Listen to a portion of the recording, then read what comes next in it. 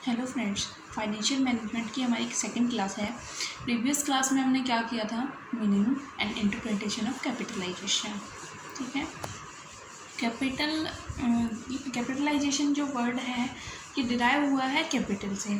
और किसी भी बिजनेस में कैपिटल लाइक अ ब्लड होता है। अगर कैपिटल नहीं लगाएंगे तो बिज़नेस चल ही नहीं पाएगा, बिज़नेस चल क्या स्टार्ट ही नहीं हो पाएगा। ठीक है, तो कैपिटल तो मस्ट होती है। ठीक है, इस वीडियो में आज हम बात करने वाले हैं थ्योरीज और प्रिंसिपल ऑफ कैपिटलाइजेशन कि क्या क्या थ्योरीज हैं या क्या प्रिंसिपल हैं कैपिटलाइजेशन के।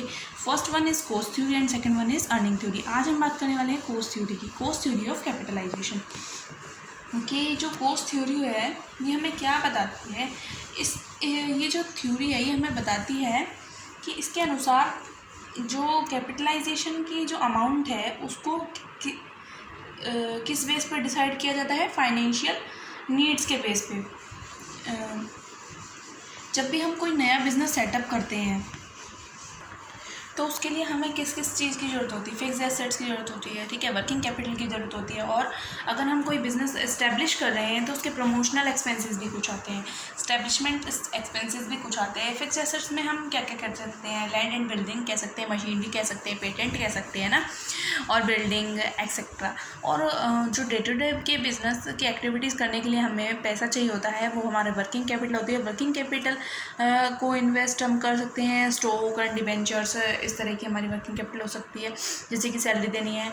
और अगर हम और उसके प्रमोशनल एक्सपेंसेस भी हो सकते हैं किसी बिज़नेस को सेटअप करने के। ठीक है, और जब हम इन सारे एक्टिविटीज़ को, इन सारी जो अमाउंट है उसको सम अप कर देते हैं, जोड़ देते हैं, तो वो क्या हो जाता है, कैपिटलाइजेशन हो जाता है। मान लीजिए फिक्स एसेट की ज़रूरत है और करंट एसेट की ज़रूरत है और कुछ एक्सपेंसेस हो गए हैं, प्रमोशनल एक्सपेंसेस। अगर हम इन तीनों को ऐड अप करते, तीनों को सम अप कर दे तो वो क्या बन जाता है, कैपिटलाइजेशन बन जाता है।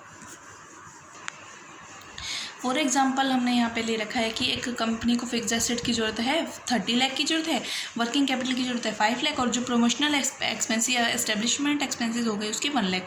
तो टोटल कैपिटलाइजेशन की वैल्यू क्या हो गई, 36 लाख, क्योंकि 30 लाख तो फिक्स एसेट के हो गए और वर्किंग कैपिटल के 5 लाख हो गए और 1 लाख एस्टेब्लिशमेंट एक्सपेंसेस हो गए। तो टोटल कैपिटलाइजेशन हमारा कितना अमाउंट होगा, 36 लाख। और ये कंपनी कहाँ से कलेक्ट कर सकती है, by raising funds, share Capitals, debentures, long term loans, short term loans, इनसे वो कलेक्ट कर सकती है।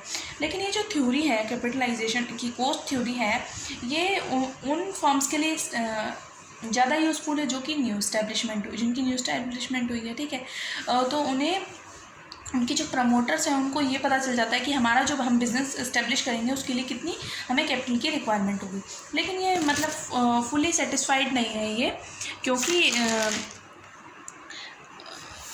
क्योंकि ये अर्निंग थ्योरी, अर्निंग कैपेसिटी पर ये ध्यान नहीं देता कि हमारी फर्म को कितनी अर्निंग होगी। ये इसका मतलब कि इसमें ये ध्यान ही नहीं रखा जाता कि हमारी कितनी अर्निंग होगी, कितनी प्रॉफिटेबिलिटी होगी, कितनी अर्निंग होगी, इस पर ध्यान नहीं दिया जाता। बस हमें कैपिटल कलेक्ट करने के लिए पर ही बेस है ये थ्योरी। अब मान लीजिए ये जो अनुमान है, हमने अनुमान लगाया कि हमारी अर्निंग कि हमें इतनी कैपिटल की ज़रूरत है। मान लीजिए हमें 30 लाख की ज़रूरत है, लेकिन अब वो अनुमान गलत हो गया। अब वो अनुमान गलत हो गया तो वो बेकार में पड़ी रही, ऑब्सोलीट हो गई, या फिर बेकार में पड़ी रही, तो और जिससे कि बिज़नेस की अर्निंग रेट में कमी आ गई, प्रॉफिटेबिलिटी में कमी आ गई, तो हमारी फर्म को ओवर कैपिटलाइजेशन का भी सामना करना पड़ सकता है।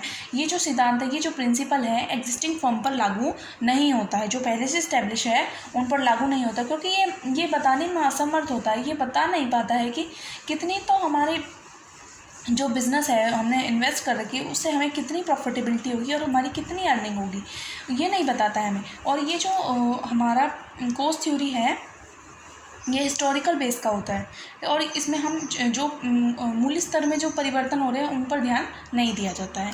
तो बेसिकली ये जो कॉस्ट थ्योरी है ये हमारी न्यू एस्टेब्लिशमेंट जो बिज़नेस है उनको बताती है कि कितनी कैपिटल की ज़रूरत है, कितनी फिक्स कैपिटल की ज़रूरत है, कितनी वर्किंग कैपिटल की ज़रूरत है, क्या इस्टेब्लिशमेंट चाहिए, और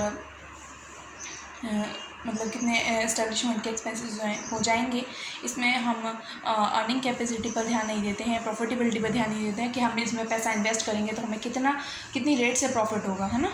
इस बात पे हम ध्यान नहीं देते हैं। तो उम्मीद है आपको वीडियो पसंद आया होगा। अगर पसंद आया तो लाइक, शेयर, कमेंट, सब्सक्राइब जरूर कीजिएगा। Thank you so much.